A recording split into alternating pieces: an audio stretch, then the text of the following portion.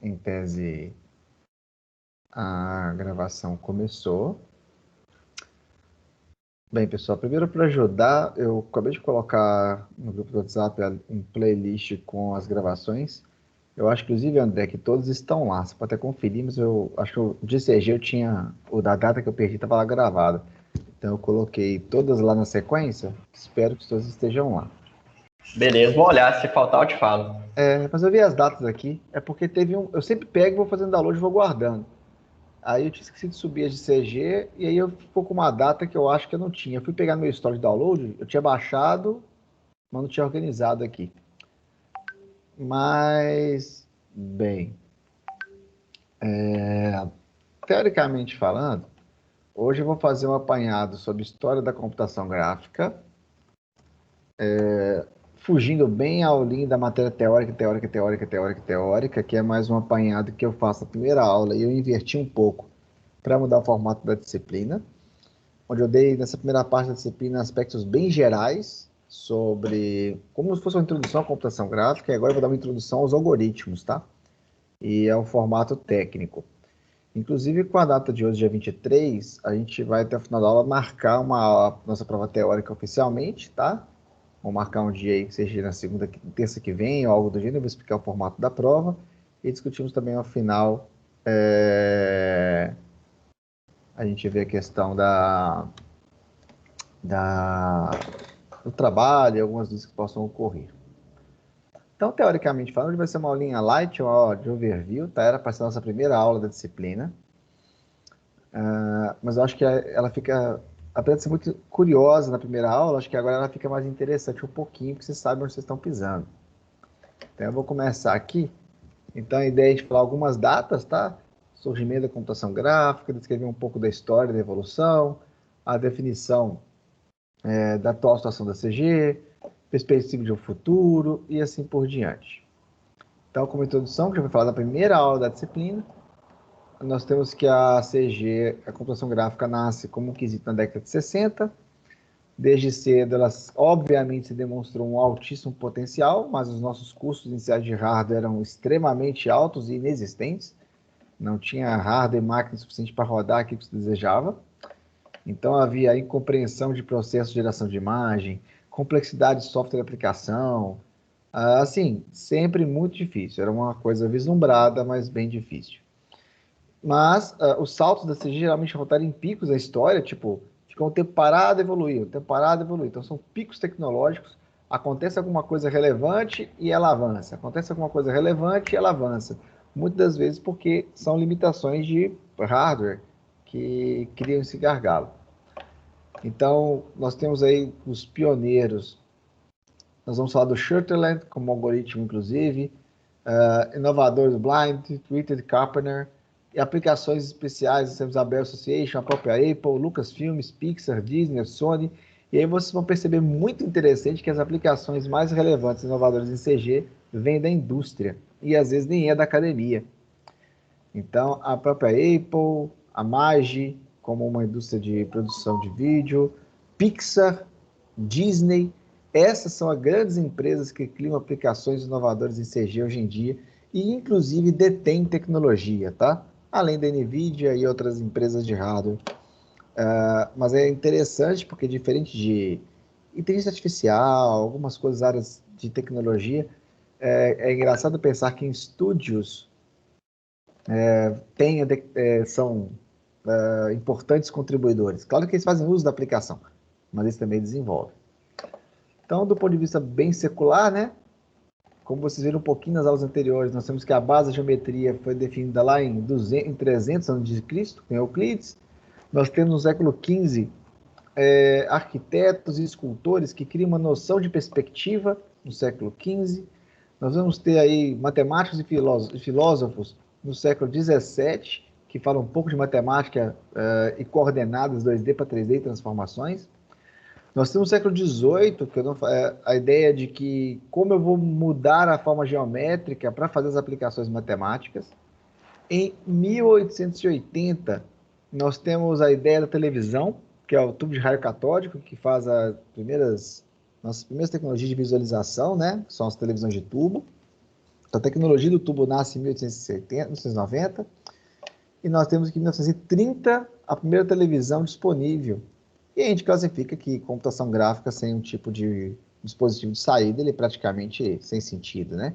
Lembrando que em 1930 é uma televisão analógica, mas mesmo a televisão analógica, embora ela não usasse nada, vamos dizer, algo relacionado à computação gráfica, nós temos aí a própria tradução dos sinais, a aplicação do tubo, são algum tipo de fundamentação que a gente teria que considerar, tá? Em 27 nós teremos a indústria, alguns padrões nascem, como aqueles 24 frames por segundo usados até hoje, apesar que nos games nós temos um aumento desse frames por segundo, nasce 27 como um padrão adequado para a visualização humana. Nós temos o primeiro computador adequado em 1930, 38 televisão a cores, e nós temos aí várias mudanças, que no fim dos anos 30 nós temos som na televisão, de alguma forma, e computadores com fins muito específicos, a partir de 40, 50, 60, alguns computadores bem específicos para tarefas bem diretas. Então, de 40 para 50, podemos dizer que existe computação gráfica, tá? São basicamente projetos de radares, um simulador de voo e um sistema de defesa aérea. Isso era computação gráfica, porque eu tinha que captar sinais, coordenadas, cruzar num painel que é uma matriz de uma televisão e fazer piscar um pontinho que seria uma referência aonde eu teria um míssil ou um barco ou algo do gênero. É diferente de um radar. Os radares 100% analógicos, eles tratam de simplesmente pegar um valor e colocar na tela. Aqui eu estou falando de eu poder fazer alguns cálculos mínimos, né, para prever simulação de como o voo vai caminhar e assim por diante. Então, são projetos da década de 40 e 50, sempre norte-americano. Então, em 41, nós temos emissões de televisores para a população americana. 47, nasce o transistor como uma grande evolução da eletrônica. Em 50, cria-se o primeiro livro da Sociedade da Associação Mundial de Computação, Cybernetic Society, que citava o efeito de computadores na sociedade diretamente, tá? Em 56, nós temos o primeiro computador com transistor. Em 57, nós temos uma primeira empresa que faz algum tipo de computador, vou chamar pessoal, mas vendido de uma escala um pouco maior, tá? Então, lá em 58, nós temos um ponto interessante, porque o MIT ele consegue ligar uma tela gráfica a computadores de porte médio. Então, isso faz uma mudança bem importante na nossa evolução, porque algumas universidades começam a entender como os computadores podem manipular essas telas, tá? Vou chamar de tela. Empresas começam a encontrar formas de trabalhar com esses elementos, e organizações veem nisso um grande viés evolutivo futurístico. Então, por exemplo, a própria Boeing, ela começa a investir um pouco em simulador de voo, porque fazer um simulador é mais barato do que fazer um avião, e com todos os riscos que a gente tem, computação gráfica é sempre um aspecto importante. A gente está entrando na década de 60, né? Quando a gente passa um pouco de 60, nós temos o primeiro computador comercial desenvolvido. Aí tem até um videozinho que você vai tocar aqui no YouTube. Deixa eu ver. O som sai aí? O som que eu toquei passa aí? Tá saindo aqui. Então tá bom. Então aí, ó, isso é uma grande aplicação da década de 60. Olha só, incrível, tá? Então, isso era tentativa de um simulador de voo da década de 60. Então, gráficos fantásticos, pelo que vocês podem ver, né? O cara pode dar um tiro, ó, tem um tirinho saindo aqui, ó, e atinge, tem colisões. Então, podemos pensar aí, olha, um joguinho, um simulador de voo, que não era um jogo, né? Porque eu não vou chamar que é um jogo, porque isso não era comercial. Isso é um simulador da agência americana, né? Com a Boeing. E aí estamos lá em 1961, nessa nossa jornada aí por computação gráfica, né? Voltando aqui. Então é interessante, é o primeiro jogo, mas a gente sabe que é um jogo com fundamentos que acabam não sendo comerciais, né? Então, esse primeiro computador pessoal, em 1961, o DEC PDP-1. Eu acho que não preciso nem falar aqui, né, que os jogos como entretenimento é uma das grandes máquinas da computação gráfica, né? Então, se tem algo que impulsiona a computação gráfica é guerra, jogo e filme, né? Entretenimento. Mas é claro que junto dela vem uma carreata de coisas fantásticas do nosso uso do dia a dia. Então, em 63, nós vamos estudar os algoritmos de Sutherland. Ele apresenta um sistema de desenho interativo com uma caneta luminosa.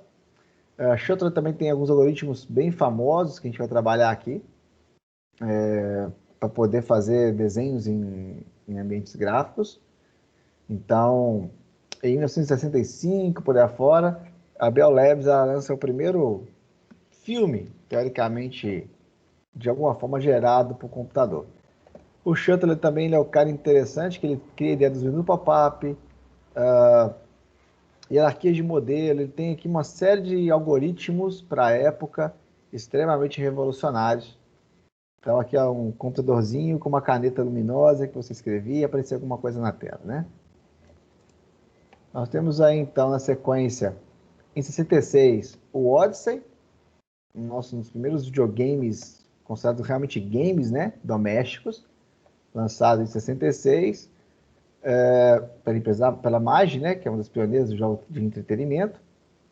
Então nós temos aí uma evolução bem interessante aqui, uma suposta exemplificação de um CAD. Não é o AutoCAD, né, mas um sistema CAD para a gerência de... Oh, caramba, tem o YouTube passando atrás. Para com isso. Então nós temos aí um exemplo de um sistema CAD, né? Para brincar. Em 68, uma empresa bem desconhecida fundada, que é a Intel, que ela começa a desenvolver lá em 68, é fundada a Intel. Aparecem várias empresas de computação gráfica, o Evans e Sutherland, como os pioneiros, fazem estações gráficas de trabalho. Em 69, nós temos a Computer Space, lançada uma plataforma de jogos. A Magi, que ela era uma empresa produtora, né, de conteúdo audiovisual e de algoritmos, ela faz para IBM um incrível comercial usando computação gráfica. Aqui é um videozinho que vocês vão ter no material para vocês verem depois, eu posso pôr no grupo. Um documentáriozinho sobre a história dessa empresa com a computação de animação. Deixa eu ver aqui. Depois vocês podem ver com calma, né?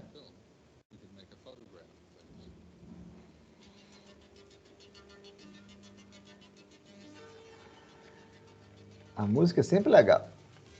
Em 1967, the Mathematics Application Group Incorporated turned their efforts to developing a program to create movies in the computer. They added color and other refinements to the software, and in 1960... Esse é um dos primeiros comerciais produzidos 100% por computador para a IBM. A gente tá vendo o slide, Alessio. Oi? Acho que tá vendo o slide, tá mostrando o slide, parece.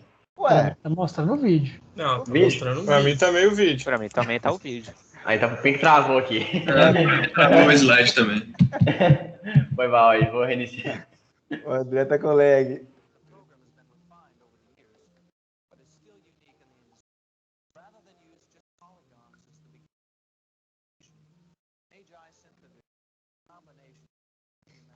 Aí, ó, parece o trabalho de vocês aí, ó. Vocês vão fazer igualzinho?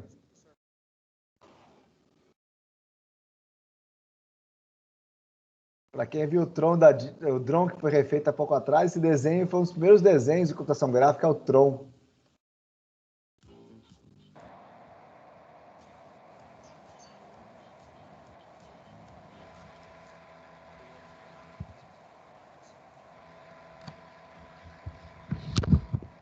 Então, depois vocês podem brincar aí, os links vão estar. Mas só para brincar um pouquinho do que era um comercial da década de 70, 75, com o ápice da computação gráfica, né? E E vamos pensar um pouco que, apesar de a idade de vocês, a maioria de vocês deve ser nascidos na década de 2000 ou algo assim, isso era a idade do seu pai, né? Alguns de vocês, 75 ou 60, deve ser aproximadamente, talvez, a idade dos pais de vocês. Claro que alguns podem ser o avô, mas não podemos pensar que é uma coisa tão distante. Ainda assim, estamos falando aí hoje de 50 anos, né? E, claro que na década de 70 também tem os avós da internet. E, do ponto de vista da Associação Mundial de Computadores, de Computação, nasce o primeiro grupo, SIGGRAPH, que é um grupo pertencente até hoje, é o grupo de professores das universidades de ponta que trabalham com computação gráfica desde essa época. Essere a posto giusto al momento giusto. Sono buttato da profitto, quindi non ho più pensato a nient'altro. Vamos ouvir a conversa do Pina. O Pina teve que desligar o microfone dele, hein?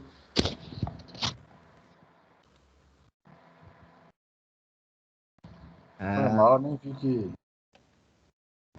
Já mutei você. Ainda bem que eu não estava fazendo nada que não devia, né? Estava falando que o professor é um filho da puta, o bicho ia pegar. Mas vamos lá. Então, em 63, cria-se as primeiras notações para representação de partes e ideias polinomiais.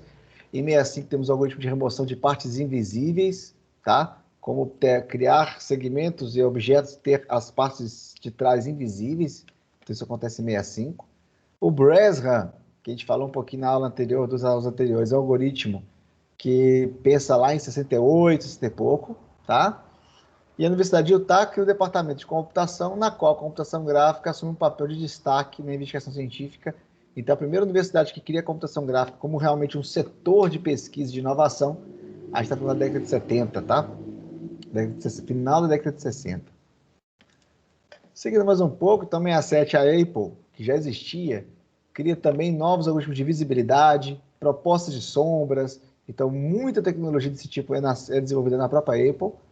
Em 68, nós temos agora a Universidade de Utah, que criou um departamento, ela cria agora um setor de computação gráfica. E o Sutherland, que é um cara muito presente na época, ele apresenta novos tipos de dispositivos de visualização. Ele é responsável por teorias que envolvem mouse. Ele é um cara que, para a época, revolucionou bastante dispositivos gráficos, tá? Tem 69, constrói essa primeira matriz de pixels, com cada pixel com 3 bits para uma representação. E a Xerox cria a sua primeira interface gráfica para o usuário. Para quem não sabe, não é o Windows que criou aquela interface gráfica, não foi a Apple que desenvolveu os SOs de computação gráfica. Quem era a empresa que teve maior inovação em dispositivos gráficos e criou a base que a gente tem hoje é a Xerox. Depois ela perdeu o protagonismo muito rápido. Então aí nós temos uma série de evoluções, não vou citar aqui todas, vocês podem depois brincar, até esse slide é legalzinho, eu ponho em PDF para vocês, para ler, às vezes dar uma estudadinha, porque é no mínimo curioso muitas vezes. Então a computação gráfica 2D desenvolve muito rapidamente e com algoritmos bem eficientes, mas realmente 3D é uma coisa muito cara, muito difícil, tenta-se fazer alguma coisa, mas como os algoritmos não são muito eficientes e as máquinas são lentas, isso vai sendo postergado para um futuro. Isso aqui é justamente o que a gente vai ver a partir desse segundo módulo da disciplina, tá? Eu vou discutir com vocês alguns tipos de algoritmo. Então, repare que nos anos 60, nós temos, um primeiro momento, a distribuição da imagem em formato aramado geométrico, que é o que a gente brincava hoje lá com o WebGL. Nasce também, na de 60 para 70, a ideia de linhas visíveis. Então, a partir de agora eu posso colocar fundos aqui, fundo preto e uma linha. Então, a partir de colorização básica, ela começa a aparecer. Sistemas extremamente simples de iluminação também vem na década de 60. E ao final da década de 60 para 70, os primeiros algoritmos de iluminação difusa. E quando eu estou falando aqui de iluminação difusa, porque o cubo, cara, ele não é toda a mesma cor. Ele tem uma face mais intermediária, uma clara e uma mais escura, criando a ideia de sombra. Vale lembrar também, quando eu falo isso aqui é final de 60 para 70, isso aqui é de laboratório, né? Isso aqui não vai para o usuário. Isso aqui pode ser aplicado num comercial de uma enorme empresa de tecnologia, que a empresa de tecnologia na época é que fazia comerciais. É até estranho pensar nisso. Da década de 70, nós temos aí grandes saltos interessantes. O computador mais avançado da época era o IBM 360, ele tinha 64K bytes de memória, uma tela que era vetorial e uma caneta luminosa. Então, nós temos aí um exemplo de computador com 64K de memória, e ele conseguia rodar algumas situações, mas um ponto importante era um dispositivo doméstico chamado Atari, tá? A empresa Atari, antes de criar esse console, lança o primeiro vídeo do jogo Pong. Não era o jogo Pong, ele lança o vídeo do que seria o Pong, tá? Então, com uma tecnologia extremamente avançada, década de 70, meio de 70 por aí afora. Então, nós temos aí é exibido o filme comercial Westwood, que continha gráficos 2D produzido por computador, o que era uma inovação para a época. É editado o primeiro livro que aborda alguns algoritmos de computação gráfica.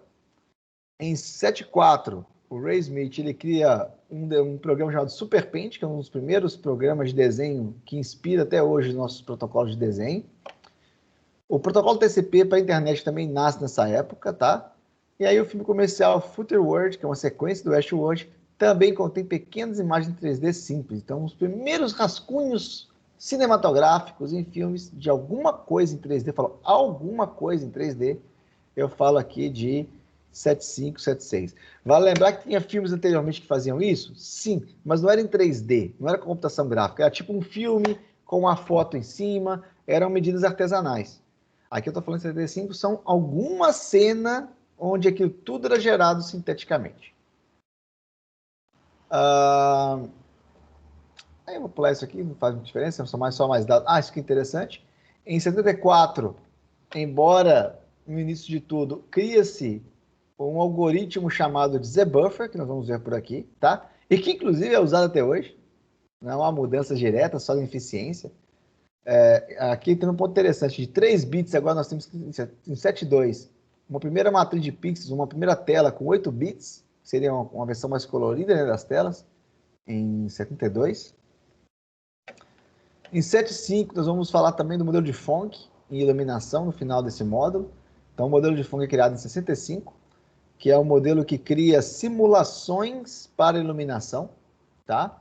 Algoritmo qual vocês vão se assustar, vão perceber que, apesar de ser um algoritmo muito velho, muito simples, quando você não tem uma placa gráfica, você usa ele até hoje em desenhos bem mais simplórios, tá? E aí nós temos também o 7.6 para 7.9 a ideia do mapeamento de texturas com uma incrível evolução. Antigamente era só sólido. Então, vale lembrar que da década de 70 para 80, as máquinas evoluem de certa forma para poder aceitar alguma coisa de 3D, tá? Então, o 2D ele passaria a ser um pouco mais comum no final da década de 80. Existem coisas em 2D. 80, por aí já nós temos o Atari. Então, já temos alguma tecnologia doméstica para coisas em 2D extremamente simples. E na tecnologia de ponta, nós temos os primeiros rascunhos de elementos em 3D. Eu nasci em 83, né? Então, pela minha idade, quando eu nasci, eu estou falando aqui de uma primeira evolução de elementos em 3D.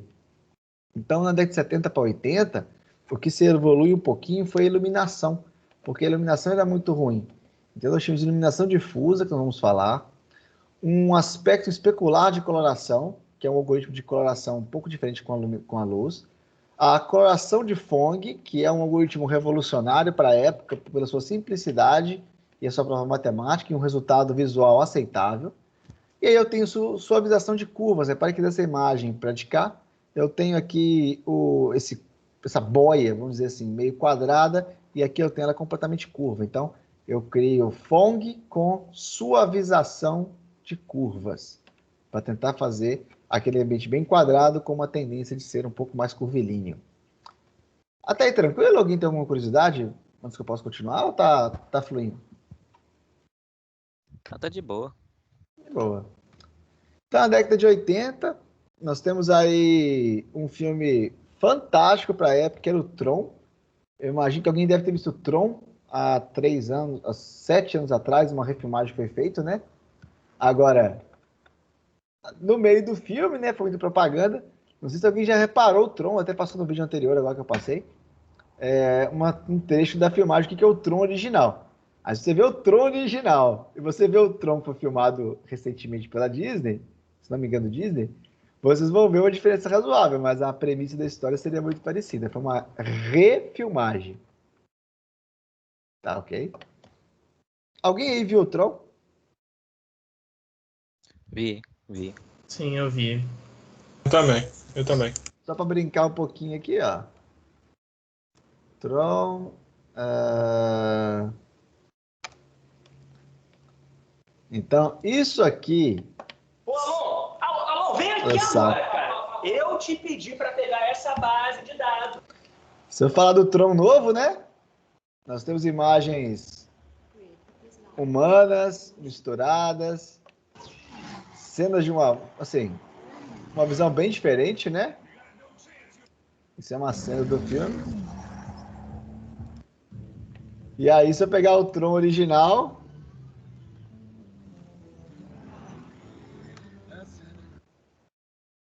Original trailer, não, esse é de um ano atrás. Tron Official Trailer.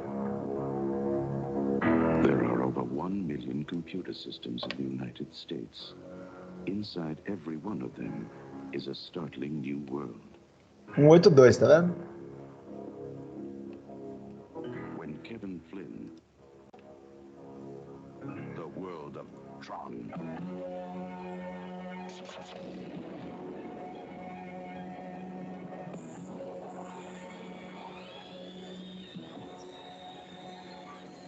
Parece o trabalho de WebGL de vocês, hein?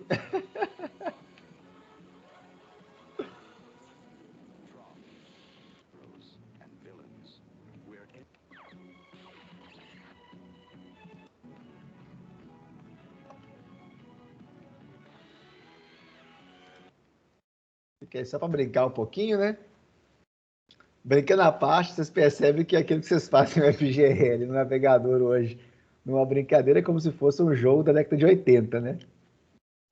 Fazendo de casa, com pouquíssimas linhas. Então, pouquíssimas linhas, claro que tem uma vírgula, mas não deixa de ser a verdadeira. Então, a Disney usa técnica de CG para a produção do filme Tron. As animações foram criadas pela MAGE, a Bell Association e junto com a Disney, uma associação de grandes empresas para fazer um filme. E aí nós temos a SIGGRAPH como o laboratório que agora cada vez mais toma sua posição. Hoje é uma publicação das mais importantes do mundo sobre tecnologia. Então, em 81, a Lucasfilmes cria uma aplicação para sintetizar fotos de forma realística para a produção de filmes comerciais. Em 82 nasce a Adobe. Na sequência, o Autodesk, que na verdade caminha para ser o AutoCAD, ele nasce também nessa época, suas primeiras alterações. As primeiras interfaces gráficas para o usuário nascem aqui, tá? Para brincar um pouco da minha história, da história do Alessio, eu estou falando que em 86, 87, meu pai tinha minha família tinha uma indústria, tinha uma rede de supermercados na nossa região. Então, apesar de ser extremamente caro, muito, muito caro, eu tive acesso ao computador verde e preto em 86, por aí afora. Na empresa do meu pai, não era em casa, né? Então, esse tipo de software aqui, ó, que aqui data de 82, 83, eu cheguei a brincar com Augusto em 89, 9 anos depois, mas só para dizer que em 88, 89, você já tinha uma tecnologia interessante. O Atari está em 86, 80, o Atari no Brasil, tá? Sem deslocar agora. Olha, falando desse AutoCAD, é só um adendo aí. Essa base de dados do AutoCAD, ela continua a mesma até hoje, assim, o core da base continua o mesmo, e eles conseguiram portar essa base para o AutoCAD Web com WebAssembly recentemente agora. É uma evolução dessas ferramentas, né? Vocês vão perceber que, por exemplo, um AutoCAD, se você tirar a renderização em 3D, ele é a mesma coisa desde sempre. Hã? Sim, sim. Assim, o que a gente está evoluindo aqui, existe uma situação interessante, era que quando a gente fala de... Como é que fala? Dessas aplicações, a gente está evoluindo muito na computação gráfica, as formas de visualização, mas as bases foram construídas lá atrás. Então, só para vocês entenderem um pouco essa questão de história, tá? Que eu estou falando de 70, 82, né? O Atari foi lançado, o videogame, em 77, tá? Chega-se no Brasil com algum tipo de relevância em 80. O Atari 2, na verdade, chegaria... o Atari original que as pessoas tiveram, que talvez alguém tenha tido acesso a um videogame desse. Você está falando aí de um videogame que foi encerrado... aliás, o Atari 2600, né, que é o Atari oficial, ele nasce em 83, mais ou menos. Quando eu nasci, nasceu o Atari, e eu tive acesso a um Atari quando eu tinha aí por volta de 3, 4 anos, não, 7 anos já. Então, no final de 90, em 87, por meu pai ter uma situação financeira favorável, eu tive acesso a um videogame, por exemplo, que era um negócio que ninguém tinha. O Mega Drive era em 86. Então, só para mostrar um exemplo de tempo e espaço, que na década de 80 nasce uma pequena popularização. Para quem está em Patinga, né, tipo assim, até a Uzi Micro, né, como empresa aqui da região, ela vendia para a Uzi Minas, a Uzi Micro deve ter fundado aí, pelo menos em 87, 88. Quando eu era criança eu lembro de ir nessa loja. Então, mas era uma época que ninguém tinha computador. Eu vou falar que, por exemplo, até os meus 13 anos, onde eu vou falar que no mínimo de 94, quem tinha computador em casa, o acesso a um computador era quase milionário, tá? Eu tinha acesso, porque meu pai tinha acesso pela empresa, e eu acabava tendo acesso, mas era uma coisa de milionário, 93, e a gente só faz 30 anos, né? É uma coisa que era extremamente raro. Mas aí, estamos seguindo um pouquinho. Então, eu tenho 84, cria-se um primeiro anúncio comercial totalmente feito por computador. A Lucasfilmes cria um novo programa, cria os primeiros algoritmos de traçamento de raio, que eu vou falar no final da disciplina sobre Ray Tracing, tá? Então, as primeiras ideias de traçamento de raio nascem em 85 com a Lucasfilmes. Então, perceba, inclusive, que esses nomes, Lucasfilm, Disney, elas continuam e elas não são só desenvolvedoras de filme. A Disney vale um valor razoável de mercado, não só pelos parques de diversão. Apesar de eu ter tecnologia distribuída hoje em outros players, elas ainda são algum ponto de referência para a evolução da tecnologia. Elas foram as empresas que criaram as tecnologias para uma aplicação. Isso é interessante relembrar, tá? Então, em 86, um cara chamado Jobs compra a Pixar, um cara perdido, né? Um cara que tinha uma Apple lá, que fazia uns trecos estranhos, compra a Pixar lá em 86, uma empresa falida, jogada às traças, meio que no canto da Lucasfilmes, tá? Em 88, a Pixar começa a se remodelar inteiramente com a ajuda da computação, onde ela recebe patentes e ela começa a ganhar uma série de prêmios com a aplicação mais efetiva da computação em seus sistemas, tá? Então, perceba algumas coisas interessantes.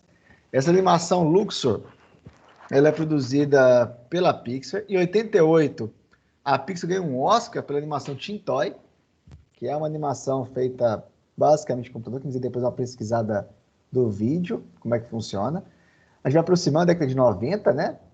Então, uma das tecnologias mais recentes, que está inclusive altamente em alta, em foco das discussões, quando eu chegar nesse ponto com vocês, é a imagem com traçagem de raios, que ela nasce aqui em 89, 80 e pouco, como a evolução começa a precisar traçar raio. Lembra que eu estou evoluindo a tecnologia, né? Então, primeiro eu faço uma imagem, depois eu coloro com alguma coisa, depois eu coloco um pouquinho de luz, depois eu consigo pensar quem está na frente de quem para criar uma tela mais complexa.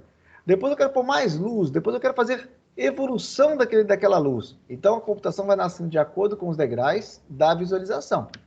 Então os algoritmos de Ray Tracing, traçamento de raio e radiosidade, que é o degradê baseado em iluminação, são tecnologias que nascem em 86, 84, os primeiros métodos, tá? Em via de software. Aí, como alguns marcos, né? Claro que o primeiro Atari é de 77, tá? O Atari 2 mais difundido no mundo é um videogame de 83, por aí afora. Até interessante que em 83 um Atari custava $200. Então, se você pensar em a moeda americana que tem uma inflação muito baixa, se hoje um Xbox custa 400, no fundo, nos Estados Unidos, um videogame, apesar do estilo americano, ele nunca variou muito de preço. O videogame topo de mercado sempre custou mais ou menos 200, 300, $400, tá? Então é até interessante pensar essa questão de dinheiro.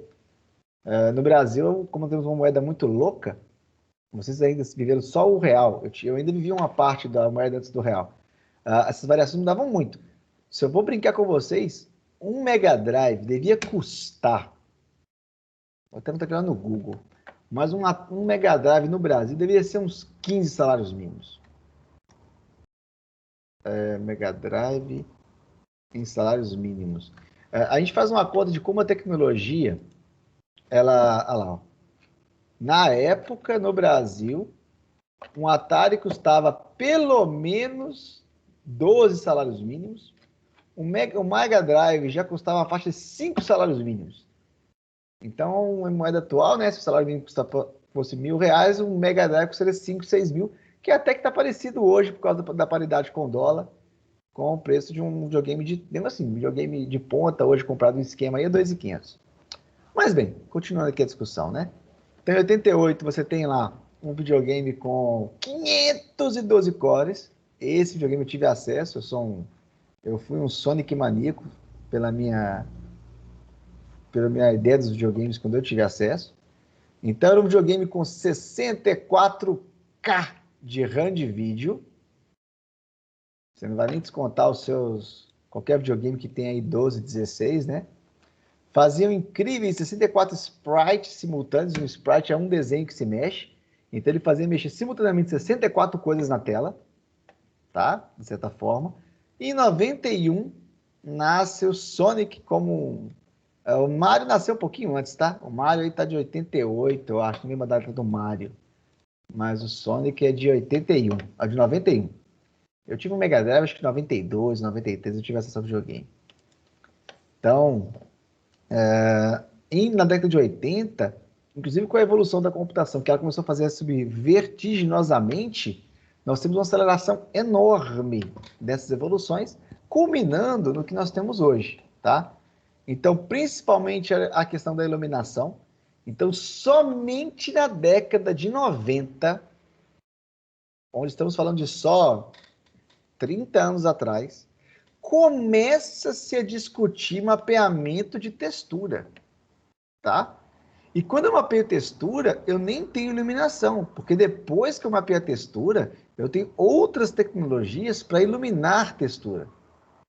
Depois que ilumina a textura, como que eu reflito luz na textura? E aqui eu estou chegando quase nos anos 2000, 95, por aí afora. Se vocês verem um videogame, um Sonic, para quem teve acesso a brinca com emuladores, tem zero de iluminação ali. Ali é a figurinha mexendo. Um pouquinho de iluminação você vai ter que ser lá no PlayStation 1, onde eu tenho um pouquinho de polígonos, tá?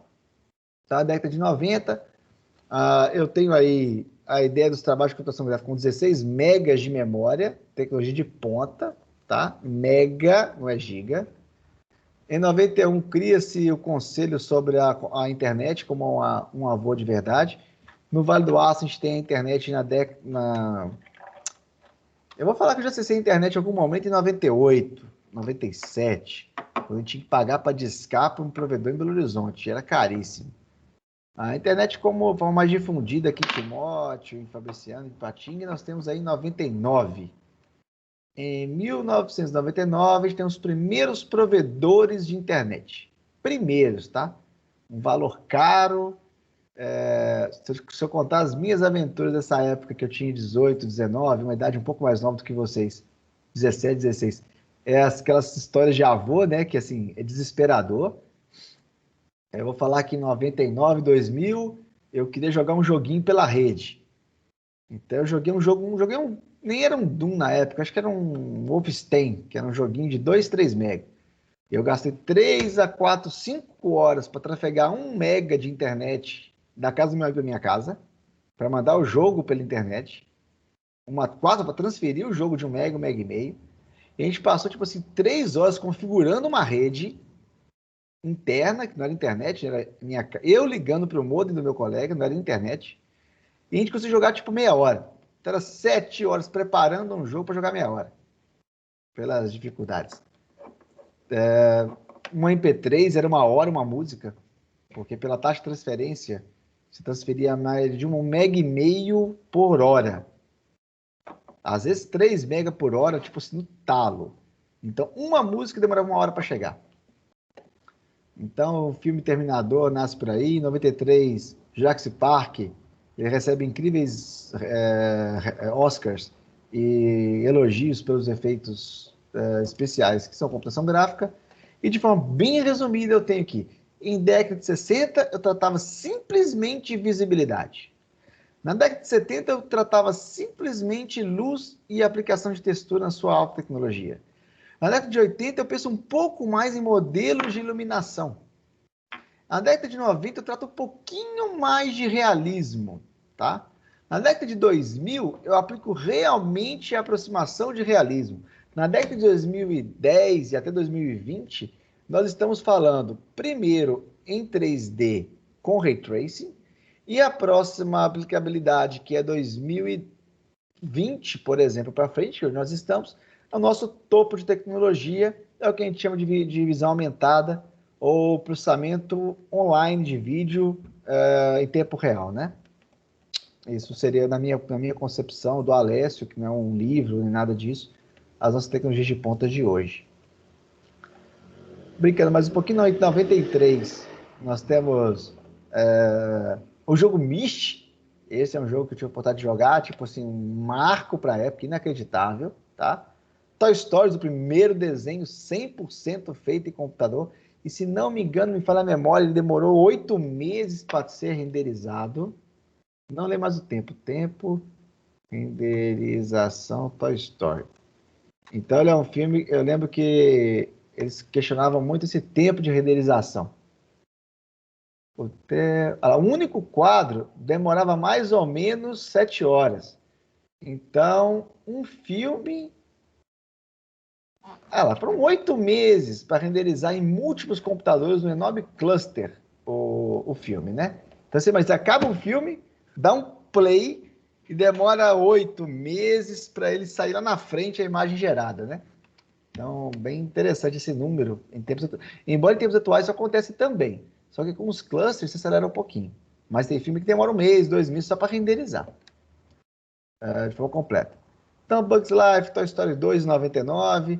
Aí nós chegamos nos aproximando da idade de vocês, né? Do nascimento de vocês. Então, o OpenGL como um padrão gráfico nasce em 92, tá? Em 97, a empresa NVIDIA começa a investigar hardware gráfico. Nós temos as placas gráficas em 97. A história gráfica é interessante. A NVIDIA sempre foi uma empresa muito ruim e ela foi comendo o espaço das outras. A empresa mais famosa na época era a 3DFX, uma empresa de desenvolvimento de placa gráfica. Havia uma competição intrínseca entre a 3DFX e a NVIDIA, até o ponto que a NVIDIA acabou comprando a 3DFX na época. Vou tentar uma figurinha disso aqui. Então, jogos em 3D, Quake, Doom, que são franquias passadas, né? E as empresas de fabricação de hardware gráfico, nascidas na época e persistem até hoje, a ATI, né, que existe até hoje, a 3DFX, que era a melhor placa gráfica da época, com maior tecnologia, mas custava tão caro que ninguém tinha. A NVIDIA comeu espaço com placas mais baratas e comprou a 3DFX, tá? Os consoles nascem aí em a PlayStation Nintendo 64 na década de 90, PlayStation acho que 92, 93, e a gente dá a linha a uma nova era. Essa placa gráfica que vocês estão vendo aqui, essa era minha, eu tinha uma dessas. Isso aqui era uma placa assim, de um custo financeiro esdrúxulo, não lembro quanto meu pai pagou, não sabe me ajudar, mas isso aqui é uma placa gráfica Bluetooth 5, então repare que o tamanho dela, isso aqui não muda muito hoje, né? Para quem tem computador desktop, as placas já é do tamanho de um gabinete. Essa aqui tinha um fator interessante, ela tinha incríveis 16 MB de RAM. Essa tinha 32, tá? E essa tinha uma característica bem interessante, essa aqui, que não é qualquer gabinete que cabia. A gente comprou um gabinete mais estendido, com um fundo maior, porque ele realmente era muito longo, essa placa. Então, para ter uma placa dessa, você tinha que ter um computador, uma torre que era do tamanho de uma televisão. Era bem interessante, pela largura da placa. Isso aqui, ó, era esse cabo azul, era para ligar a televisão. Porque você tinha essa placa e você podia capturar a imagem de televisão e rodar a televisão no computador, o que era uma coisa assim inacreditável. Estou falando de 1999, 98, 2000. 2000 já tinha virado pó já. Mas era um marco muito interessante para a época. Isso aqui quase não tinha no Brasil. Então, seguindo aí um pouco na história, eu tenho a internet tomando um pouco mais de caminho no mundo, né? A ideia dos computadores pessoais que ficaram cada vez mais disponíveis na nossa vida. Outro marco de memória, olha só, então, de 2000 a 2001, 512 MB de memória era, assim, uma evolução de tecnologia para suporte. Em 2000 e 2001, os computadores aqui na região, no Brasil, a gente teria 64 MB de memória, eu acho que era um topo, tá? 128 MB de memória é uma coisa que praticamente não existia. 2001, 2002, estou falando com 64 MB de memória e HD de 4 GB. É o que talvez eu tinha acesso na época. Eu entrei na faculdade em 2001 e eu tinha um Pentium, alguma coisa. Então, em 2000, nasce o PlayStation 2 e o Dreamcast, né, na geração de videogames, né, que vão sendo alterados.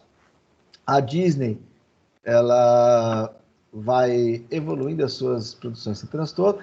Isso aqui é bem legal. Pearl Harbor, que é um filme que todo mundo conhece, mas não sei se vocês têm noção de que ele é um marco no cinema por ser um primeiro filme com uma cena realmente realística passada, onde se mistura realidade e computação gráfica com retoques, sem o considerado percepção do espectador. Então, é um filme que ganhou um Oscar. São imagens que tem metade de computação gráfica e metade realista. Então, lá, cenas sintéticas, uma parte retocada, outra parte é real. Então, é um marco da quantidade de elementos que estavam lá e não estavam para a indústria cinematográfica no ano de 2000. Então, a GeForce, a 256 até 99. Eu lembro que antigamente chamava Riva TNT2, as placas antigas. A 3DFX já foi comprada aqui em 2001, 2002 ela foi comprada. E aí a NVIDIA ocupa um espaço que até hoje não tira dela, né? De placa mais avançada, porque ela tinha a placa mais barata e custo-benefício. Ela comprou 3DFX, que tinha o hardware mais caro e mais fantástico. Ela equilibrou os dois, comprou o concorrente e dominou o mercado. Vamos pensar hoje quase que para sempre, né? Dificilmente a gente fala de outros chips sem ser da NVIDIA. A TI algum pouquinho, né? Então, aqui é uma brincadeira já bem velha, né? Sobre videogames.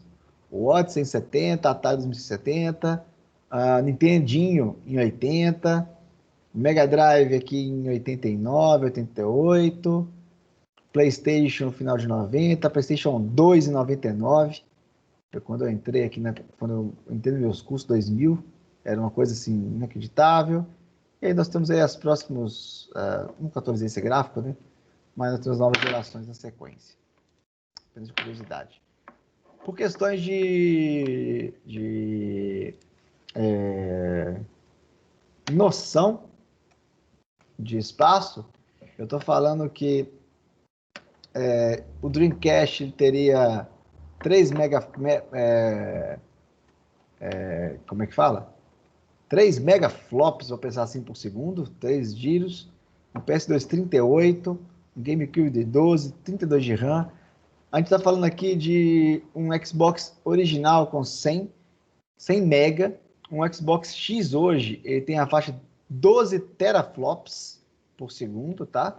Então a gente fala que da década de 2000, em 15 anos, nós somos de 100 mega para 12 teraflops de processamento, tá? Então, um poder de hardware nos permite chegar hoje às imagens que a gente tem. A Xbox Live, ela vem em 2002, o seu primeiro lançamento. A OpenGL, ela passa a ser suportada por aplicações gráficas, a placa gráfica, no final dos anos 2000. E nós temos o DirectX, que eu vou falar rapidamente sobre ele até agora, sobre qual a diferença do DirectX ou OpenGL em alguma situação. Acho que aqui já estou chegando até o final. Vou falar isso aqui rapidamente. Todo mundo sabe o que é o DirectX, o DirectX, né? E a diferença para o OpenGL?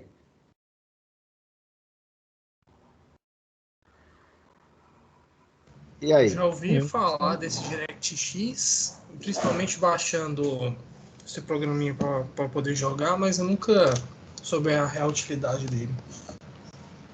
Quem mais vai falar? Quem mais vai falar? Eu liguei o microfone para falar que eu não sei também, não. Vocês? Então nós temos aí um grupo de pessoas que não jogam, né? Não, eu já ouvi falar, tipo assim, de tinha que instalar para rodar o jogo, então acho que é uma biblioteca gráfica, mas eu nunca aprofundei. Quando eu jogo no Linux, Anderson. Ah, entendi, Leonardo. Então você praticamente não joga. Eu já ouvi falar o quando o pessoal... o Abacuco pulou aqui na cadeira aqui. Heresias isso daí. Quase heresias. Mas vamos lá. Primeiro, apenas que isso é importante você saber. Eu acho que não é que é importante saber, né? É um contexto interessante e que eu acho que faz sentido. Primeira coisa, OpenGL é um padrão aberto para desenvolvimento de bibliotecas gráficas, tá? Então, ele nasceu como uma ideia de um software, uma biblioteca, e começou isso lá em 95, 90 e portuada. Então, C++, linguagem da época, implementaram essa biblioteca para desenvolver tecnologias gráficas. Então, se você chamasse as bibliotecas no padrão de nomes, que é o mesmo que se usa no WebGL, a proposta é que eu pudesse trocar a biblioteca e poder melhorar sem atrapalhar o desenvolvimento. Então, é a mesma ideia de uma interface gráfica de um objeto, né? Eu uso essa linguagem de programação, se eu evoluir o hardware, eu fico independente, o hardware evolui, meu programa também evolui. Então, somente nos anos 2000, essa linguagem ela foi automatizada em hardware. Antigamente, ela era principalmente em C++, e ela foi portada por placas gráficas. Então, as placas gráficas passaram a ter o OpenGL nativo em hardware. Eu dou uma instrução, em vez de rodar num software, eu mando para a placa gráfica. Então, o que é legal disso? É que softwares que usam OpenGL são independentes de sistema operacional. Porque o software basicamente só manda informação para a placa gráfica. Fica claro isso aí? Então, todo jogo, eu vou falar com muita generalização, né? Mas os jogos que vocês jogam no Linux são em OpenGL. Porque eles são de uma biblioteca aberta. A Microsoft, ela acertou muito na época, e ela ainda acerta com o Xbox. Ela quase perdeu o bonde na história e ela conseguiu recuperar o bonde. Desde a sua fundação, a Microsoft investe massivamente em uma biblioteca chamada DirectX. Tá? A DirectX era como se fosse um concorrente da OpenGL, porque ela era privada, código fechado, exclusivo da Microsoft. E a Microsoft fazia todas as integrações com as placas gráficas, os drives, somente no Linux. Então, só que além da biblioteca gráfica, a Microsoft investia pesado nesse framework para desenvolver sinal de teclado, interação de mouse.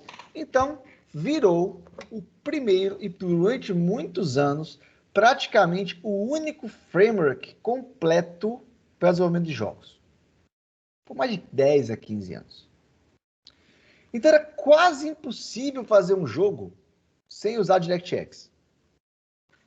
Porque o DirectX ele era tudo pronto, preparado, integrado com SO, e como o Windows sempre dominou, então não tínhamos muitos videogames, né, os jogos eram todos de plataforma, então praticamente todos os jogos da história, ou não vou falar de história, mas de um volume enorme, eles são feitos em DirectX. Fica claro isso? Pela facilidade. Como ele é código fechado, e a Microsoft começou a pagar as empresas de hardware para integrar tanto o OpenGL, mas também o DirectX. Então, apesar de ser uma tecnologia privada, a NVIDIA, a ATI, rodavam tecnologia do DirectX na placa gráfica. A Microsoft era um financiador dessas empresas. Então, uma pergunta interessante, por que até hoje é quase inexistente jogos para a plataforma Linux? A pergunta é porque o Linux é ruim? Não. Baseado na história que eu expliquei, alguém saberia citar por que existem tão poucos jogos em Linux? Um dos motivos, né? Ninguém se arrisca? Contei toda a historinha já? A falta de incentivo financeiro, no caso, para levar isso para os outros sistemas, ou pelo próprio fato da Microsoft estar envolvida nisso? Não, mas, Adriano, é até mais simples a sua resposta. Você desenvolve jogos há vários anos em um framework super bom, que é de código fechado. Toda a seu histórico de jogos, sua história da sua empresa está em DirectX. Toda a sua tecnologia de história está lá. E isso não roda no Linux, porque é privado. Alex, Oi. eu não sei quando foi a última vez que você tentou jogar no Linux, mas assim, eu tenho mais ou menos uns 6 meses que eu estava instalando os jogos aqui e a quantidade de jogos está bem diferente assim do que costumava ser pelo menos uns 3 anos atrás. Parece que cresceu muito. Tem alguns simuladores, eu esqueci o nome de um que você usava, era um programinha que você instalava que você conseguia abrir Steam, Epic, tudo nele. E assim, não tem diferença nenhuma. Inclusive, eu consegui mais FPS rodando, tipo, Dirt Rally aqui no meu Linux do que no Windows. Tá, mas aí... Com esse programinha. Isso, mas aí olha o problema, olha o problema, Leonan. São evoluções, tá? Primeiro, os jogos que usam DirectX só rodam no Linux por emulador. Entendeu? Então, por exemplo, softwares da EA. Você vai jogar um FIFA no seu Linux, infelizmente é tenso, porque ele usa o DirectX no seu extremo. Entendeu? Existem hoje muitas variantes. O OpenGL, por exemplo, ele tem hoje muita coisa desenvolvida interessante. E outros frameworks foram tomando conta. Então, esses jogos que você joga no Linux provavelmente são ou um framework bem feito, que eu não sei mais citar, eu não tenho mais essas informações, mas algum dos frameworks que encapsulou e roda no Linux e no Windows portavelmente. Provavelmente não usa mais DirectX, ele usa OpenGL, tá? Então, o framework que facilita o desenvolvimento de um jogo específico roda nos dois. Através de Wine ou algum simulador, porque por engenharia reversa, hoje você consegue, às vezes, numa máquina com emuladores, simular DirectX com facilidade no Linux. Mas ele é um emulador. Então, ele é uma versão não oficial, feita pela comunidade, para simular as chamadas do DirectX na máquina atual. Entendeu? Hoje em dia a gente tem o Vulkan também. Hã? Hoje em dia tem o Vulkan também.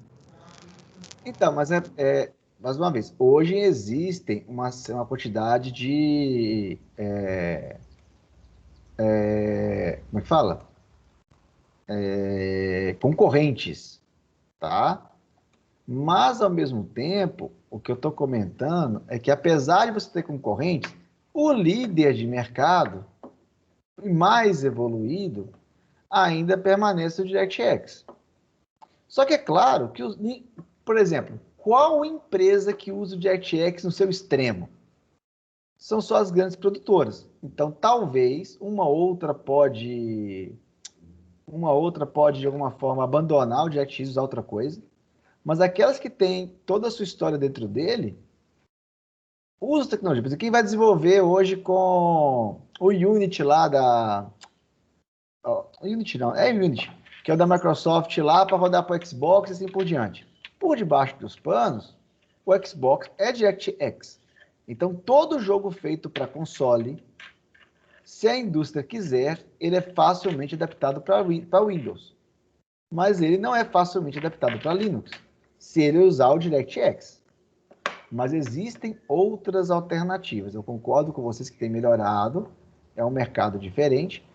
E é um mercado que vai até desaparecer com essa nova proposta futurística dos próximos 10 anos, que é derrubar o seu computador e colocar tudo rodando na nuvem, né?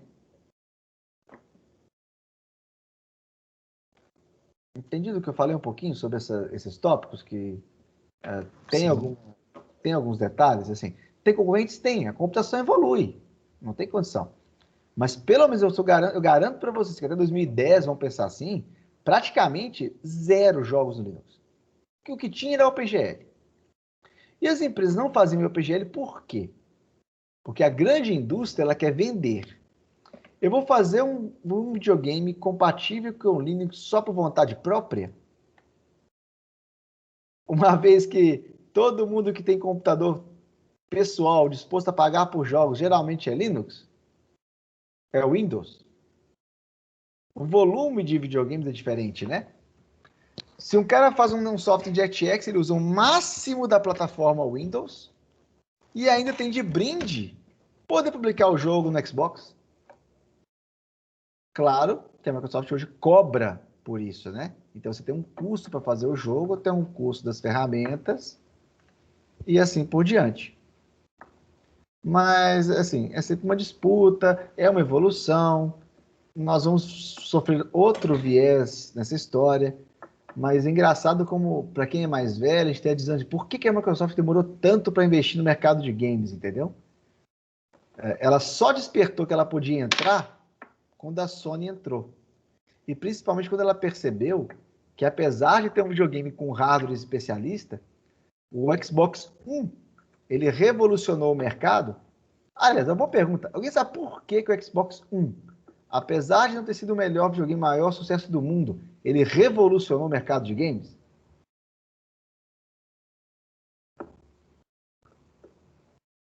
De games, não. A estrutura do mercado de games era o fato de que o Xbox... Eu nem sabia que ele tinha revolucionado. Não, ele revolucionou no seguinte sentido, Leonardo. Vamos dar um reboot aqui. PlayStation 1, tudo são arquiteturas exclusivas para o videogame. É como se o videogame fosse um Mac. Ele não é um computador. Ele é um hardware especialista desenhado para aquele fim de game. Entendido? O que a Microsoft fez com o Xbox na época, de certa forma? Ela pegou um computador de mesa, todas as peças relativamente clássicas de um computador de mesa com os mesmos fornecedores, empacotou e fez um videogame. A Microsoft não fez um videogame. Ela pegou um desktop, arquitetura PC, HD PC, tudo modelo PC, escolheu, empacotou e fez um console. Enquanto a Sony gastava milhões em criar o hardware especialista dela. Então, com essa arquitetura, ela ganhou uma pancada de jogos, apesar de não serem jogos muito bons, é uma guerra que acontece até hoje, mas ela conseguiu uma quantidade enorme de jogos, porque os jogos de Windows, que usavam DirectX, migraram automaticamente para o Xbox. Fica claro essa mudança de paradigma, que até hoje existe, sim. Só que hoje é claro que a Sony e PlayStation, a indústria ela é esperta, ela faz plataformas híbridas, né? Mas a Microsoft, nenhuma empresa teria a chance de entrar no mercado de videogame. Quem vê um documentário sobre a história dos games, vocês vão ver que a Sega dominava, a Sony entrou de uma maneira sem querer. A Sony não era para ter um videogame, ela entrou no mercado de games por uma briga com a Nintendo, porque o videogame da Nintendo, ele era desenvolvido pela Sony. A Nintendo teve um desentendimento sobre uma tecnologia, a Sony falou, então vou fazer o meu. E a Sony entrou no mercado. Quando a Sony entrou no mercado, ficou claro que um grande player poderia entrar no mercado. E que as grandes indústrias de videogame, elas estariam com o mercado abalado porque a tecnologia abriu. Foi quando a Microsoft entrou. Quando ela entrou, todo mundo achava que o Xbox ia ser uma bosta. Por quê? O Xbox é só um computador em forma de gabinete. É só um gabinete de computador envelopado. Literalmente essa que a gente chamava Xbox One. E ele realmente era. Só que ele custou mais barato e veio com um caminhão de jogo. Então, um videogame completamente desconhecido, bum, virou o segundo player. Derrubou a Sega, derrubou todo mundo, subiu ao PlayStation e volume de vendas, para quem nunca existiu, entendeu? Ele alcançou muito rápido. Mas a Sony já tinha ela já tinha uma série de um histórico, tá? Então, só para vocês terem uma ideia, de certa forma, assim, para ter uma noção do que a gente estaria falando, eu tô falando aqui, que eu até peguei aqui um gráfico rapidinho aqui agora, que eu nem tinha na minha mão. O Xbox One, ele vendeu 24 milhões de cópias, tá? Então, não existiu o Xbox, nasceu o Xbox, começou a lançar esse negócio, vendeu o Xbox.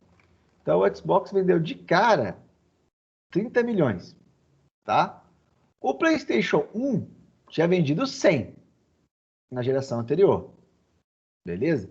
Mas quando chega o PlayStation 2, que é o mais vendido da história, que vendeu 155 milhões por causa da sua história, o Xbox foi de 24, tá? Quando ele chegou ao 360, foi para 84, tá? Então, uma indústria completamente desconhecida, que não tinha nenhum jogo na sua família de arquiteturas, como é que ela ocupa o segundo local da indústria? É porque, apesar de não ter o console, diferente da Sony, a Microsoft sempre dominou o mercado do desenvolvimento de games. Então, mesmo que a gente diga que a Sony tem os melhores, talvez exclusivos, em alguma discussão como essa de sonistas versus o pessoal do Xbox, a indústria de games, de alguma forma, os estúdios são dominados pela Microsoft. A Nintendo domina o nicho de mercado dela, porque é ela que fabrica, com um nicho que ela tem habilidade, e a Sony mantém alguns estúdios fiéis. Mas o mercado de indústria é da Microsoft, a ferramenta que desenvolve os jogos é da Microsoft. Então, é uma briga bem, bem complexa, entendeu? Fica claro sobre isso aí? Então, não que o Xbox seja a revolução, mas ele mudou a guerra dos consoles. Mudou bastante. Tanto que matou, né? Ficou só Sony e Microsoft, e a Nintendo aí fica fingindo que joga. E aí, para fechar um pouco essa conversa, então eu tenho algumas evoluções. Ó, tem 16 bits em 98, multitexturas em 99, um pouco mais de compressão de texturas em 2000, 2001, jogos em 3D, Tomb Raider 1 deve ser um jogo de 98, pelo que eu me recordo, monitores duplos, divisão de monitores em cena em 2002, fragmentos de fumaça em 2003, transparência anti-aliasing hardware em 2005, uma evolução assim, fantástica. Os shaders em placa gráfica nascem em 2006 com Crysis. 2007 temos aumento de precisão. 2012, 2013 com Xbox One, nós temos os... Se me falha a memória, tá? Estou falando de memória aqui agora, que eu não lembro de cabeça. O Xbox One e o PlayStation 3 evoluíram porque foram os primeiros jogos onde a capacidade de geração de gráficos on the fly em tempo de jogo era compatível com os vídeos. Então a propaganda do Xbox é que você entrava no vídeo do jogo, você descia do vídeo, você podia mexer com a câmera no vídeo, porque era tudo gerado em tempo de execução. E o Xbox X, e o Xbox novo agora, o Series X e o PlayStation novo, ele tem como grande revolução praticamente a geração de Ray Tracing em placa gráfica. Que quem quiser comprar uma placa gráfica com Ray Tracing no Brasil, são poucos os modelos ainda, é um lançamento de 2020, eu acho, 19, é muito recente, e os videogames incorporaram agora essa tecnologia dentro da máquina deles, que eu vou falar sobre Ray Tracing lá no final da disciplina, tá? Então, do ponto de vista de programação gráfica, esses shaders que vocês brincaram comigo no WebGL, com programação na placa gráfica, uma tecnologia que nasce em 2010, 2008, 2010. Sistemas CUDA, JetX11 e novos ambientes é um giro desde 10 anos para trás, como era esperado. É uma tecnologia de alguma forma bem recente, mas também todo mundo fica bem claro que ela muda muito rápido, né? A gente pode falar aqui de forma muito longa sobre programação paralela, dinâmica, e tem coisa demais nessas placas gráficas que evoluíram a nossa forma de entretenimento. E aí, isso aí era um overview sobre a história geral da computação gráfica, tá? Então, era uma aula bem introdutória, eu até acho que ela fica mais legal, até acho que, não sei se vocês vão concordar, que ela fica um pouco mais legal depois de dar um mês de aula, porque vocês já situaram o que vocês estão fazendo, então no meio do processo. Nessa disciplina eu vou falar um pouco mais só até os algoritmos de iluminação, que é a base da CG. E na parte prática vocês fazem aquele rascunho com a WebGL comigo. Nós vamos entrar agora numa etapa que a gente vai começar a fazer agora usar um framework para gerar um joguinho, que é o que eu espero que a gente faça nos próximos 8, 7 semanas. Ô, Alessio. Diga. Não sei se você chegou a ver isso recente, mas tem um sistema de cor, não sei se é sistema de cor, um espaço de cores, chama ACS. Foi desenvolvido recentemente agora, ou foi usado recentemente, ou foi desenvolvido recentemente. Ele foi usado num filme da Lego, e assim, as coisas que eles animam com ele parece foto real, de tão grande que é o dynamic range dele. Eu não tenho noção disso. Tô vendo aqui cores, eu não sei o que seria esse ACS. Nem ideia. Até brinquei de jogar no Google, que agora em paralelo, falando com o que você falou. É ACS? ACES. ACES. A Ace Color Space. Isso. Eu vou até que ver isso aqui, mas provavelmente deve mudar também os dispositivos de saída, né? Não, isso é no momento de renderização do frame que você muda isso daí, Alex. Ele consegue usar melhor os brancos do dispositivo de saída e os pretos também. Ele consegue ter um branco muito mais claro do que os outros sistemas de cores. Como se a gente estivesse olhando. Vou mandar um print aí de um filme. Eu acabei de ver aqui, na verdade, ele trabalha com a premissa, ele roda sobre o RGB, mas ele é adaptado para esses novos sistemas de iluminação. Porque eu li rapidamente, não sei sobre isso, acabei de ler aqui um resumo dele. É que o RGB ele é baseado em pixels red, blue e green de um televisor, só que o nosso sistema de LED tem muito branco no fundo, então ele mescla melhor os pixels pensando no branco que está no fundo da televisão. Ou no preto. Não entendi. Mas parece que isso aqui é software, né? Software com hardware. É legal. Não é bacana. A gente sabe que essas coisas a gente vai sofrendo evoluções toda vez, né? Eu só olhei aqui, ele é uma mistura das tendências do RGB com o XYMK. Ele é meio aditivo, meio subtrativo. Porque eu mandei um print lá no grupo. Observa que o branco da luz da janela ele está muito mais forte que o branco da pintura atrás. Como se a gente estivesse realmente olhando para aquela imagem. Mandei lá no grupo lá do WhatsApp. Tô vendo aqui. Mas legal. Assim, essas coisas, cara, essas tecnologias realmente são, no mínimo, muito interessantes, como é que elas evoluem, né? Mas assim, então onde nós estamos é onde nós vamos chegar. Hoje foi essa aula bem expositiva, tá?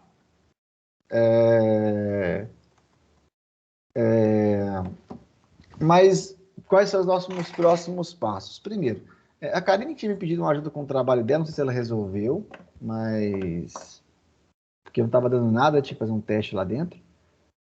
Quem me pediu ajuda, a maioria eu tentei ajudar, não sei se alguém passou, porque às vezes mandou uma mensagem, fica lá atrás no meu grupo, então às vezes não consigo acompanhar todo mundo que manda mensagem. Mas o trabalho 2, ele teria uma data para entregar por agora, né? Porque é uns dias, não tem problema. Que eu gostaria que vocês estivessem lá agora, o que é o trabalho final, que é o bonequinho de vocês mexendo de alguma forma. E aí eu vou deixar algum espaço para ajudar quem tiver com problema depois. Eu preciso de marcar uma prova teórica. Essa prova teórica eu vou soltar no Siga mesmo, a lista de tópicos, mas é uma prova que eu brinco que ela é bem explanativa, ela é muito mais um marco do que é só para não deixar de ter a prova, eu falo bem francamente. Então, eu vou perguntar lá, por exemplo, qual a diferença do sistema de cor subtrativo para o sistema de cor aditivo e assim por diante. A única coisa que eu vou pedir é que essa prova, obrigatoriamente, ela é escrita. Eu não aceito prova digitada. Parece coisa arcaica, né? Mas é assim mesmo. Porque só não sei que alguém tem alguma deficiência aí. Mas a tendência é que vocês escrevam, porque a prova nada mais vai ser um marco que você tem que escrever pelo menos alguma coisa, né? Se eu faço uma prova digital, por que eu não faço prova digital? Eu aprendi isso até no doutorado que eu faço hoje. O pessoal fala, não faço prova digital, porque senão o Joaquim vai fazer a prova lá no Google Docs, vai mandar resposta para todo mundo e todo mundo vai copiar. Se eu faço a prova do papel, o cara tem que escrever aquela porcariada toda na loucura e não dá tempo de compartilhar. Ah, mas dá. Não dá. Eu brinco, Leonardo, que assim, eu sou muito sensato. Eu sei que vai ter... Eu tô fazendo disciplina. Eu faço prova com o pessoal aqui, só que a prova que eu faço é de outra forma, né? A prova que eu fiz ontem foi... Eu fiz uma prova ontem, que até cancelei uma aula que eu tive ontem, que foi assim... Dá tempo não, tá ligado? Eu quero ver se eu consigo fazer uma prova igual a prova que eu fiz ontem. Porque não dá tempo do cara... Ou seja, quem sabe faz. Quem não sabe pode pesquisar. Mas aí pelo menos eu garanto que quem não sabe não consegue tirar total porque não dá tempo de fazer a prova inteira. Parece triste, mas a estratégia tem que ser essa, entendeu? Fazer uma prova de que quem tá colando, fazendo uma bagunça, pesquisando na loucura, tira 60, mas que seja impossível alguém tirar 100, a não ser que ele soubesse as respostas quase na ponta da língua. Essa que é, no tempo de erê, professor que tá querendo dar uma prova de verdade, é a única coisa que a gente consegue fazer. Entendeu? Tipo, vocês estão aí, vamos dizer que se junta 3 ou 4 a casa de alguém. Tipo, se a prova é apertadinha de tempo, sem sobra, lembra outro fato, tá? Você tem que fazer a prova em papel. Se alguém não tiver problemas, tem que se manifestar. Então eu vou pôr... A gente vai para a semana que vem, né? Eu vou soltar os tópicos e assim por diante. Mas vocês vão fazer em papel. Já podem até treinar. Uma coisa que o professor fez comigo, eu achei bem legal, que eu vou fazer uma prova demo, onde eu faço uma questãozinha de um parágrafo, vocês vão tirar uma foto e tirar um PDF, só para saber se está girando certinho. Então, vocês mandam o PDF e como a prova tem um tempo curto, vocês têm que se virar para parar de fazer a prova antes do tempo acabar para tirar a foto e mandar. Beleza? Ô, Alex. Oi. O Robson Secarini estava falando, pediu para eu falar para você, que eles não conseguem fazer a prova no horário da aula normal. Aí você tinha como liberar algum outro horário, entendeu? Em um dia eles conseguem fazer? Eles têm estágio até às 3, parece. Pois é, aí nós vamos ter 2 caminhos. Ou junta todo mundo aqui agora e a gente define um outro horário, talvez à noite, não tem problema, para mim é diferente. Aí eu faço igual eu fiz na disciplina da disciplina do técnico. Eu faço uma enquete, entendeu? Lá no SIGA e digo, todo mundo é a favor de fazer a prova quinta-feira, 7 da noite? Entendeu? Se todos estiverem dispostos, todos concordaram previamente, a gente põe qualquer horário de aula. Entendeu? Primeira pergunta, só para chutar aqui então. Entre os presentes, se eu falasse que a prova ia ser dia 5 de... Não, 5 de março? Uma coisa 5 de março. Vou pular. Que dia é melhor para você? Sexta-feira ou durante a semana? Quinta-feira, quarta, algum dia 19.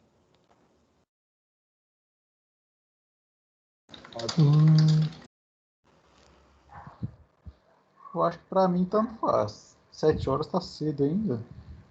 Eu vou chutar. Eu vou fazer o seguinte, pessoal. Acho que sem loucura. Segunda para mim não dá só. Então, sem loucura para ninguém, eu vou no SIGA, eu vou marcar dia 4, quinta-feira, 7 da noite. Com total liberdade. Se alguém tiver algum impedimento e não pode, vai, se manifesta rapidinho, eu faço outra enquete com outro dia, entendeu? Eu acho que 7 da noite tá bom. Na quinta, 7 da noite eu tenho aula. Então, quarta. Quarta dá, depois da aula de técnica, de programação dá. Então de técnica, mesmo horário, né? Não, mas aí é 6, não? 6 a 7. 6 a 7. Aula é curta, eu acabo a aula mais cedinho, não tem problema não. Beleza. E aí, 7 horas? 7... Não, depois até 7h30 para dar um tempinho. 7h30 às 9h30. Posso colocar uma hipótese de 7h30 às 8h30 na quarta-feira, dia 3? Pode. Pra mim dá. Sim. Então, eu vou criar já lá uma enquete. Se alguém não puder, sinta-se à vontade para manifestar. Até para a gravação, porque já estamos conversando besteira e fica enchendo o vídeo lá à toa.